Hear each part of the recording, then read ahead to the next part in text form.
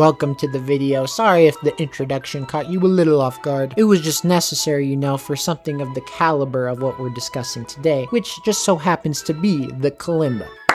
You see, the kalimba is said to have first originated nearly 3,000 years ago, in none other than West Africa, a time in which its first iterations were made of bamboo and plant matter given the ease of access to the materials. However, despite how easy it was to obtain these materials, it proved quite difficult to maintain the first iterations of the kalimba in the long run, which resulted in many of them rapidly deteriorating, an issue which wouldn't be resolved until the Iron Age reached Southern Africa for the first time, and the metal-tined kalimba was created, resulting in the kalimba we know and love today.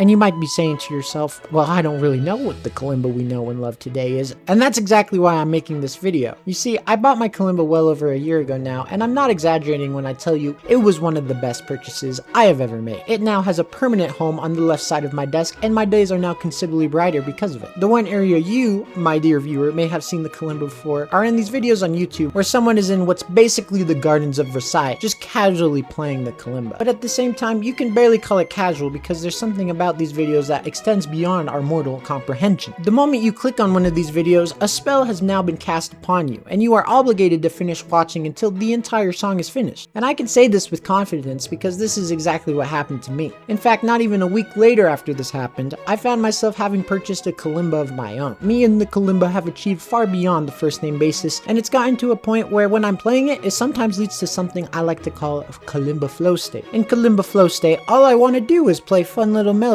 all the time, and it becomes in turn my own spiritual experience. This especially applies when it's the dead of the night, because let me tell you, in the dead of the night when every other living soul is asleep and it's just you and your kalimba, these are the moments that make life truly worth living. I mean, honestly, achieving a high such as this one is kind of dangerous, so proceed with caution, but emphasis on proceed because I highly recommend that you do end up getting a kalimba of your own. You can literally just go on Amazon right now, find one for like 20 bucks and just order it. And hey, you don't gotta do this, but I think it's a pretty cheap price to pay for true enlightenment.